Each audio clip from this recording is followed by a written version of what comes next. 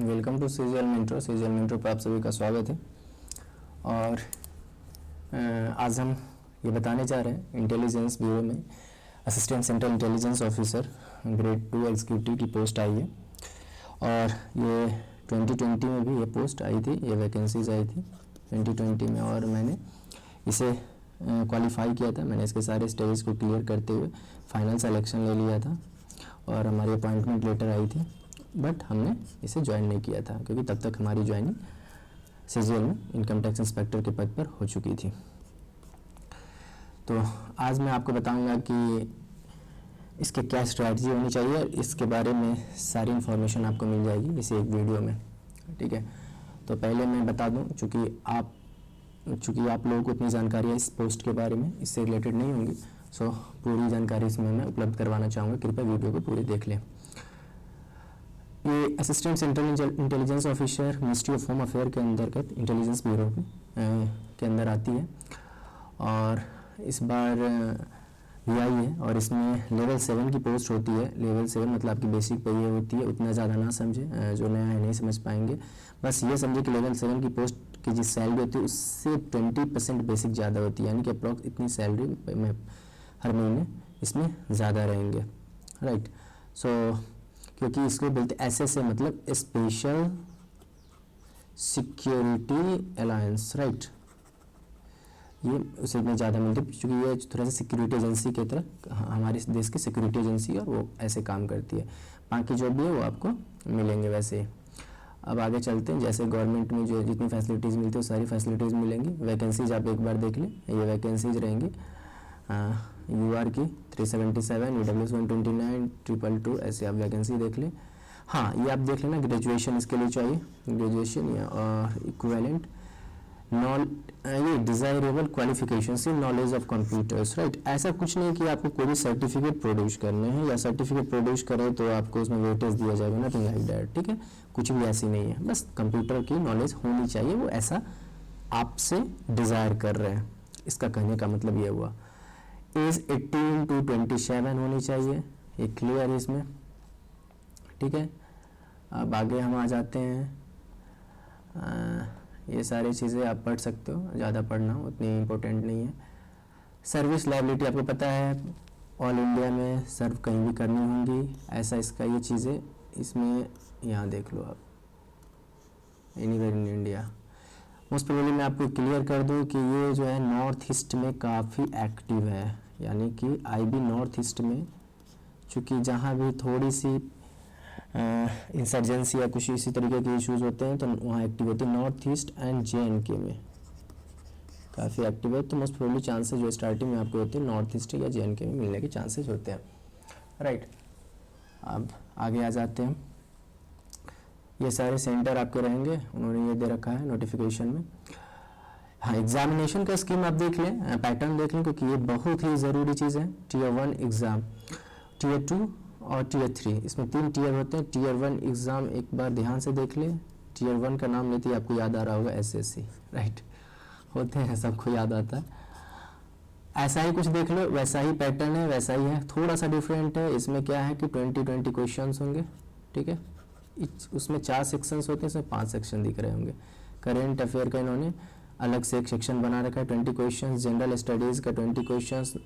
Numerical aptitude मतलब आपका वही क्वांट वाली हो गई, मैथ्स, ये रीजनिंग हो गई और ये इंग्लिश हो गई, ठीक है। 20 क्वेश्चंस इजी होते हैं। आप SCGL का प्रीलिम्स आपने दिया हुआ, Tier 1 दिया हुआ, वैसे ही क्वेश्चंस रहते हैं, थोड़ा सा डिफरेंट रहता है। 1/4 वही मार्किंग रहते हैं, नेगेटिव 1/4 मतलब एक क्वेश्चन रॉन्ग तो 0.25 कोई मार्क्स कट जाएंगे और सही तो 1 मार्क्स मिलेंगे, ठीक है। एक बात मैं क्लियर कर दूं, मैंने एग्जाम दिया था पिछली बार, उसमें ये क्वेश्चन मिक्स्ड थे। ऐसा मत समझना कि सेक्शन वाइज क्वेश्चन आते हैं, नहीं आए थे पिछली बार तो मोस्ट प्रोबेबली इस बार भी नहीं आएंगी, ठीक है। मिक्स्ड क्वेश्चंस मिलेंगे मतलब सब मिक्स्ड रहेंगे, उसी में से आपको अटेम्प्ट करना है। तुरंत GS आ गया तो तुरंत आगे मैथ्स आ जाएंगे, ऐसे रहते हैं मिक्स्ड क्वेश्चंस। थोड़ा इस पर प्रैक्टिस करके जाना, क्योंकि अब तो टेस्ट भी क्या बहुत सारे मॉक्स भी उसमें आ जाएंगे, वैसे मिक्स्ड पैटर्न पे ही देंगे आई थिंक। अब अगर ये आप क्वालिफाई कर लेते हो, ठीक है। मैं पिछली बार की मैं बता दूं, जनरल की approx out of 100 69 to 70 something ऐसे ही कट ऑफ गई थी इसको क्वालिफाई करने के लिए, टीयर 1 क्वालिफाई कर टीयर 2 में जाने के लिए। मैं आपको ये क्लियर यहाँ कर देना चाहूँगा कि आईबी कभी भी अपनी कट ऑफ रिवील नहीं करती है, ठीक है, एसएससी की तरह नहीं करती है। हमारे देश की सिक्योरिटी एजेंसी है और इंटरनल सिक्योरिटी को संभालती है। तो ये क्या करती है, शॉर्ट लिस्टेड कैंडिडेट का बस रोल नंबर ये रिवील कर देती है पीडीएफ के फॉर्म में, एमएचए की वेबसाइट पे, मिनिस्ट्री ऑफ होम अफेयर की वेबसाइट पे, राइट। तो आप वहाँ से देख लेते हो कि आप शॉर्ट लिस्ट हुए हो या नहीं हुए। किसी भी तरीके के आप और सारे एग्जाम जैसे एसएससी, सीजीएल या कुछ में आरटीए लगा देते हो अगर आपकी सिलेक्शन नहीं होती है, या फिर आप कितना मार्क्स लाए, ये सारी चीज़ जानने के लिए। तो right to information act, RTI act through 2005 के अंतर्गत ये नहीं आती है उसके अंदर ये आईबी, क्योंकि हमारे देश की सिक्योरिटी एजेंसी है, ठीक है। तो आपको आरटीआई से भी किसी भी तरीके की इंफॉर्मेशन नहीं मिलेगी, ये आप क्लियर है, ठीक है। अब आगे ये क्लियर करने के बाद टीयर 2 डिस्क्रिप्टिव टाइप पेपर होंगे आपके, ठीक है। ये आप जैसे क्लियर करेंगे फिर डिस्क्रिप्टिव होगा। Descriptive pen and paper mode में होगा, यानी कि आपको लिखने होंगे, राइट। इसमें आपकी रीडिंग एबिलिटी चेक की जाएगी, सॉरी आपके राइटिंग की एबिलिटीज चेक की जाएगी कि आप कि कैसे लिख पाते हो, कोई रिपोर्ट कैसे बना पाते हो फर्दर, ये सारी चीज़ें बहुत ज़रूरी होती है इसलिए। तो इसमें आपको 30 मार्क्स के एसे होते हैं, राइट। 30 मार्क आपको कोई क्वेश्चन दे देंगे। मोस्ट प्रोबेबली आपको क्वेश्चन जो भी मिलते हैं ना वो इंटरनल सिक्योरिटी से रिलेटेड ही मिलते हैं। मतलब हिंदी में बोले तो आंतरिक सुरक्षा। आंतरिक सुरक्षा का प्रभार किसे है हमारे देश में, किस एजेंसी को है, तो उसमें सब आती है इंटेलिजेंस ब्यूरो की आंतरिक सुरक्षा का प्रभार है। इसलिए आपको आंतरिक सुरक्षा के बारे में descriptive questions, descriptive type questions रहेंगे, लिखने होंगे, उसमें वर्ड्स लिखे रहते हैं सब कुछ। मैं ये फिर क्लियर कर दूंगा, जितने आप पेपर मांगोगे एडिशनल वो पेपर वो देंगे, पीछे नहीं हटेंगे, दे देते हैं। लेकिन हाँ ये भी क्लियर कर दूँ कि उस तरीके के पेपर नहीं होते जैसे आप पहले एसएससी सीजीएल का पेपर देते थे तो बॉक्स टाइप पेपर होता था डिस्क्रिप्टिव, वैसा नहीं होता। नॉर्मल पेज रहते हैं, ठीक है। पेपर नॉर्मल जैसे आप कॉपी में लिखते हो वैसे ही वाले पेपर रहते हैं। आपको इस डिस्क्रिप्टिव में ये क्लियर रहे कि 4 या 5 टॉपिक दी रहती है अप्रॉक्स, उतना श्योर मुझे याद नहीं, लेकिन 4 या 5 टॉपिक दिए रहेंगे ऐसे कुछ डिस्क्रिप्टिव में, और उस 2 या 3 जितने भी हो टॉपिक दिए रहते हैं, लेकिन उसमें से एक आप चूज करके ही लिख सकते हो किसी टॉपिक पे, ऐसा रहता है, ठीक है। तो आप चूज कर लें। मैं ये बोलूँगा इंटरनल सिक्योरिटी को ही ध्यान में रखते हुए प्रिपरेशन करें, आंतरिक सुरक्षा को ध्यान में रखते हुए, राइट। उसके बाद प्रेसी भी रहेगा एक लिखा हुआ, जो कि प्रेसी आपको पता होता है 1/3 हम उसको प्रेसी करके वो कम शब्दों में अपने वो क्या कहना चाह रहा है वो दिखा कोशिश करते हैं। तो उसके बाद ये डिस्क्रिप्टिव होते हैं।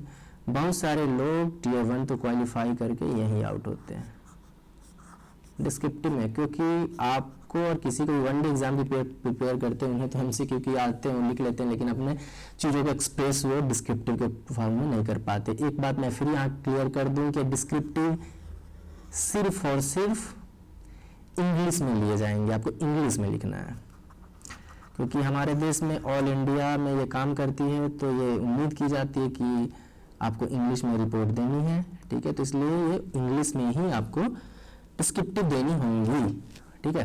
30 मार्क्स से 20 मार्क्स इधर ये आप क्वालिफाई कर लेते हैं, फिर 33% अप्रॉक्स मार्क्स लाने होते हैं इसमें, अगर आप जो भी चीज़ें टोटल जनरल को, तो फिर आप ये भी क्वालिफाई करते हो तो फिर आपको बुलाया जाता है, कॉल होता है इंटरव्यू के लिए।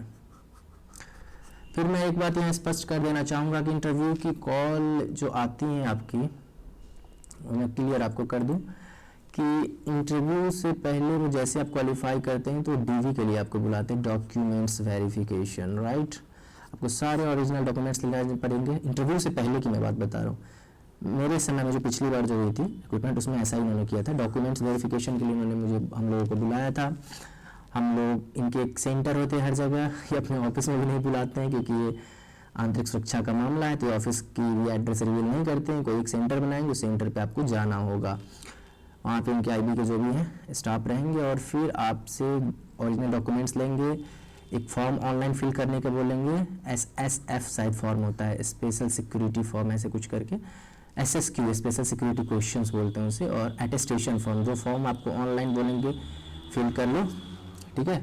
और उसी फॉर्म को ऑनलाइन फिल करने के बाद उसके प्रिंट निकाल के डॉक्यूमेंट वेरिफिकेशन के टाइम पे लेते आओ, उसमें सारे डिटेल्स आपको देने होंगे। मैं यहाँ तक बता दूँ, ये देश की अखंडता और संप्रभुता की बात होती है, इसलिए ये किसी भी तरीके की कॉम्प्रोमाइज़ नहीं करना चाहते हैं देश की आंतरिक सुरक्षा के साथ, और इसलिए ये चाहते हैं हमारे पास जो भी कैंडिडेट्स आए वो उनका कोई भी बैकग्राउंड इस है गलत ना हो। यानी कि इसमें जो भी आपके इंक्वायरी की जाती है बहुत अलग ही लेवल की इंक्वायरी होती है। यहाँ पे ये जो क्वेश्चंस मैंने सिक्योरिटी क्वेश्चंस जो बताया, इस सारे में यहाँ तक कि आपके bank saving bank accounts number तक लिए जाएंगे, आपके बहन भाई कहाँ रहते क्या, मतलब बहुत डीपली आपके सारे इसमें इंफॉर्मेशन ली जाएंगे। उस बेस पे आपकी इंक्वायरी करते हैं अगर आपकी सिलेक्शन हो जाती है तो, राइट। फिर जिस दिन ये डॉक्यूमेंट्स वेरिफिकेशन करवाएंगे, ठीक है, आई थिंक उसके नेक्स्ट डे या उसी दिन, मैं थोड़ा सा माइंड से स्किप कर रहा है, फिर ये साइकोमेट्रिक टेस्ट आपसे लेंगे, ठीक है। साइकोमेट्रिक टेस्ट यहाँ पे इन्होंने लिख रखा है, ये साइकोमेट्रिक टेस्ट मैं क्लियर कर दूं, ये साइकोमेट्रिक टेस्ट क्या होता है। साइकोमेट्रिक टेस्ट, हाँ, डीबी करवाने के बाद साइकोमेट्रिक टेस्ट ये लोग लेते हैं। साइकोमेट्रिक टेस्ट ये होता है कि आपकी मेंटल एबिलिटी को चेक करते हैं। आप बहुत बड़े घराने के बच्चे हो, ठीक है, आपने तो कभी जंगल में पहाड़ों में रहा ही नहीं, आपको एक छोटी सी स्नेक से डर लगती है, आप कैसे इस जॉब को परफॉर्म कर पाओगे, है ना। तो वो देखना चाहते हैं कि मानसिक तौर पर ये जो भी कैंडिडेट्स आ रहे हैं ये मानसिक तौर पे कुशल है कि नहीं, मानसिक तौर पे इनमें प्रेशर लेने की क्षमता है कि नहीं, डिसीजन लेने की क्षमता है कि नहीं, ये डरपोक तो नहीं है, ये सारी चीज़ें उन्हें चेक करनी है। तो इसलिए उन्होंने साइकोमेट्रिक टेस्ट ऑनलाइन मोड में इंट्रोड्यूस कर रखा है, ठीक है। ऑनलाइन मोड में ऐसे 60 क्वेश्चंस रहेंगे, 10 मिनट्स का टाइम देंगे आपको, कुछ ऐसे करके आपके मॉनिटर पे आपको दे देंगे, मॉनिटर पे कुछ फोटोज आएंगे, उसमें 5 ऑप्शंस रहेंगे, agree, strongly agree, neutral, disagree, strongly disagree, मतलब 5 ऑप्शंस है वो उसमें आपको दिख रहे हैं ना। फिगर्स, आपको क्या लगता है फिगर सही है या नहीं सही है, आपके क्या व्यूज हो सकते हैं, सबके सब व्यूज हो सकते हैं, ठीक है। तो आप देख के और फिर उसमें एग्री, स्ट्रांगली एग्री, न्यूट्रल ऐसे कर करके आप उसमें टिक करोगे, आगे बढ़ते चली जाएगी जैसे आप ऑनलाइन एग्जाम देते हो। सब में न्यूट्रल मत करना, नहीं तो सिलेक्शन नहीं होगा। न्यूट्रल मतलब आपका कोई व्यूज ही नहीं है उस पर, आपके कोई अपने एबिलिटीज ही नहीं है, आपने कोई इंटेलेक्चुअल अपनी सोचने की क्षमता ही नहीं है कि उसमें क्या करना चाहता है, आपके क्या व्यूज है। न्यूट्रल करोगे सिलेक्शन नहीं होगा, क्लियर बता रहा हूँ। तो अपना व्यू जो आपका सही हो वो देने का कोशिश करना, ठीक है। तो वो साइकोमेट्रिक टेस्ट 3 तरह के होते हैं, वो 3 तरह के क्वेश्चन सेट करते हैं, मतलब 3 सेक्शंस होते हैं, ऐसे 10 मिनट 15 मिनट ऐसे कर करके टोटल, ठीक है। साइकोमेट्रिक टेस्ट उस दिन ले लेंगे और इस बेस पर उन्हें पता चल जाता है, कुछ ग्राफ्स और कुछ मार्क्स ऑटोमेटिक सिस्टम जनरेट करके दे देती है और वो फिर उसका फाइल में वो लगा देते हैं, किस बंदे का साइकोमेट्रिक टेस्ट इस कैंडिडेट का हो रखा है। आप उस दिन जाओ, घर जाओ, ऐसे करो। फिर आपको क्या होती है, उसके बाद फिर इंटरव्यू के लिए बुलाते हैं। जिस लोगों को भी साइकोमेट्रिक टेस्ट होती है ना, सबको इंटरव्यू के लिए बुलाते हैं, ये चीज़ क्लियर रखना। ऐसा नहीं है कि साइकोमेट्रिक टेस्ट में हटा देंगे इंटरव्यू की, उसके बाद इंटरव्यू के लिए बुलाएंगे। इंटरव्यू की डेट होती है, आप इंटरव्यू की डेट पे जाते हो, अच्छे से कपड़े पहन के, टाई लगा के, फॉर्मल ड्रेस पहन के, ऑब्वियसली जाना भी चाहिए क्योंकि यहाँ भाई साहब यूपीएससी वाले भी इसकी फॉर्म भरते हैं। यूपीएससी वाले भी बहुत आपको मिलेंगे और इस पोस्ट के लिए आते हैं, ठीक है। तो अच्छे से बन के थोड़ा सा जाना, जो प्रॉपर तरीके से, इसको हल्के इंटरव्यू मत ले लेना, हल्के में लेने वाली इंटरव्यू नहीं है ये। यहाँ पे जो पैनल होते हैं बहुत एक्सपर्ट पैनल बैठे होते हैं और इसकी इंटरव्यू एक कायदे की इंटरव्यू होती है, छोटी मोटी इंटरव्यू नहीं होती है। वहाँ पे जाने पे आपको ये पता चलेगा, बहुत लोगों के मन में कन्फ्यूजन होता है, मैं हिंदी हूँ, इंग्लिश हूँ। मैं क्लियर बता दूँ, मैं आपको डार्कनेस में नहीं रखना चाहूँगा। भाई साहब हिंदी वाले अगर हो ना आप, तो इंटरव्यू में अगर हिंदी में देते हो ना, आपके सिलेक्शन के चांसेस बहुत कम होते हैं। मैं डायरेक्ट बताऊंगा, सिलेक्शन के चांसेस ना के बराबर होते हैं। जिसे जो बोलना है बोल ले, मैंने फेस किया है, मेरे बहुत सारे लोग भी थे, मेरे सारे दोस्त भी थे, तो मैं उस बेस पे नहीं बता रहा हूँ। तो बोलोगे क्या ऐसा क्यों है, तो ज़्यादा यहाँ पे हिंदी इंग्लिश नहीं करनी है। मैं यही बोलूँगा कि इंटरव्यू इतना तो ज़रूर है कि आप इंग्लिश बोल ही सकते हो, अभी आई है, अगर आपको लगता है आप निकाल पाओगे तभी से कोशिश कर दो इंग्लिश में बातें करनी, और जो भी अगर वीक है तो ये क्वेश्चंस क्या पूछेंगे आपके मन में, ये भी है, वहाँ भी ये क्वेश्चन पूछेंगे इंटरनल सिक्योरिटी से रिलेटेड, देश की आंतरिक सुरक्षा से संबंधित। क्रॉस बॉर्डर टेररिज्म मैं बता दूं, यहाँ पे क्रॉस बॉर्डर टेररिज्म जितने भी प्रॉब्लम्स हैं नॉर्थ ईस्ट में, क्या प्रॉब्लम्स हैं वहाँ पर, रिबेल ग्रुप्स क्या हैं, जम्मू एंड कश्मीर का इश्यूज क्या है, रिसेंट में क्या इशू चल रहा है आपका, उस पर क्या व्यूज़ है, ये सारी चीज़ें इनके क्वेश्चंस होते हैं। इनके जो बोर्ड मेंबर्स होते हैं ये क्वेश्चंस उसी से रिलेटेड आपसे पूछते हैं कि आपको सारी चीज़ें हैं जो हमारे आर्म फोर्सेज हैं उसके क्या रोल हैं, कहाँ कैसे पोस्टिंग होती है, आईटीबीपी हमारी कहाँ काम करती है, उसके क्या रोल हैं, ये सारे चीज़ आपसे पूछेंगे। टेररिज्म वगैरह से रिलेटेड पूछेंगे, हमारे अंदर की जो आंतरिक प्रॉब्लम्स चल रही है, डिस्टर्बेंसेस हैं, इससे रिलेटेड क्वेश्चंस पूछेंगे। तो आप बोलेंगे इसकी तैयारी मैं कैसे करूं और किस बुक से करूं। मैं क्लियर बता दूं, याद कर लो, मैं एक बुक का नाम लिखने जा रहा हूं आगे, मैंने इसी से तैयारी की थी, मुझे सिलेक्शन भी हो गई। एक बुक है, राइटर है अशोक, देख लो अशोक कुमार, आईपीएस हैं, यूपीएससी वाले भी इस बुक को पढ़ते हैं, इंटरनल सिक्योरिटी के लिए यूपीएससी में एक टॉपिक है, तो इंटरनल सिक्योरिटी राइट, उसके लिए ये बुक वो लोग रिकमेंड करते हैं, यूपीएससी वाले इसको पढ़ते हैं। अशोक कुमार आईपीएस का बुक है challenges to internal security of India, book का नाम लिख दे रहा हूँ, ऑर्डर कर लेना है इंग्लिश में ऑर्डर करना, मैं बता दूँ, मुझे पता नहीं हिंदी में या नहीं, इंग्लिश में पढ़ना है आपको, challenges to internal security of India. अब भी का भी ऑर्डर कर दो अगर चाहते हो इस एग्जाम को निकालना, और इस बुक को पढ़ जाओ, समझ पाओगे देश दुनिया में क्या चीज़ें चल रही हैं और क्या है कैसे नहीं, इंटरनल सिक्योरिटी को ही समझ जाओगे। मैंने ये बुक पढ़ रखी थी और इसलिए मैंने ऐसे में इतने अच्छे से ऐसे लिखा, और टॉपिक भी सेलेक्ट, जब ये पढ़ लोगे तो तुझे पता चली जाएगी इंटरनल सिक्योरिटी के बारे में अच्छे तरीके से। आप लोगों को जब ऐसे आएगी तो पक्का एक टॉपिक तो पक्का इंटरनल सिक्योरिटी से रिलेटेड रहती है, और वहाँ पे क्या होगा, आप पढ़े रहोगे, आपको सारी आइडिया रहेगी, आप एकदम पॉइंट बना बना के इतने अच्छे से लिखोगे कि सामने वाले जो भी आपको कॉपी चेक करने वाले उन्हें पता होगा इस कैंडिडेट को इंटरनल सिक्योरिटी के बारे में बहुत अच्छी तरीके से नॉलेज है, देश की आंतरिक सुरक्षा के बारे में, और आप सेलेक्ट हो जाओगे। तो सिर्फ एक बुक आपको सक्सेस दिला देगा, ये बुक टीयर 2 और टीयर 3 में भी सक्सेस दिलाएगा। टीयर 3 में जो भी क्वेश्चंस आएंगे इंटरनल सिक्योरिटी से आएंगे, जैसे आप क्वेश्चंस का आंसर दोगे बोर्ड मेंबर की क्यूरियोसिटी बढ़ती चली जाएंगी कि इसे इसकी नॉलेज है काफ़ी, और वो उससे रिलेटेड क्वेश्चंस बस दागे चले जाएंगे, पूछते चले जाएंगे, और बस आप उसके क्वेश्चंस का आंसर देते चले जाओगे, और फाइनली आपका सिलेक्शन लिस्ट में हो गया रहेगा, ये पता चलेगा। ठीक है, समझ गए? वहाँ पे थोड़ी सी प्रिपरेशन करके जाना, और अगर उन्हें लगता है ना बोर्ड मेंबर को कि ये बंदा क्वेश्चन का आंसर दे रहा है, तो उसको 10 से 15-20 मिनट तक ही रख लेते और क्वेश्चन पूछते रहते हैं। बहुत को वो 3 से 4 मिनट ही बोलते, 5 minute now you can go, मतलब उन्हें इंटरेस्ट ही नहीं है, वो शुरू में ही समझ जाते इसे कुछ नॉलेज नहीं है, तो मैं इसे क्यों फालतू का टाइम में वेस्ट करूँ, इसके साथ कम्युनिकेट कर इंटरव्यू लोग के, मतलब कम टाइम दिए, मतलब चांसेस है कि सिलेक्शन के चांसेस कम हैं।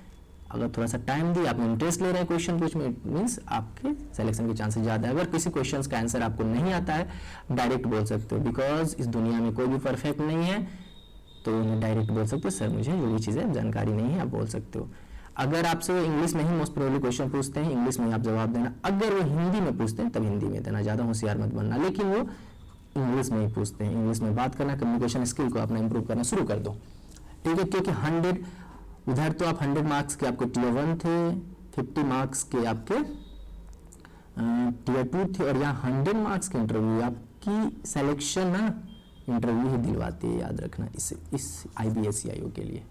अच्छी नौकरी है, देश को सर्व करने का मौका मिलेगा आपको, फील करोगे नौकरी बहुत ही अच्छी है। मेरे कुछ दोस्त हैं, नौकरी काफ़ी अच्छी है।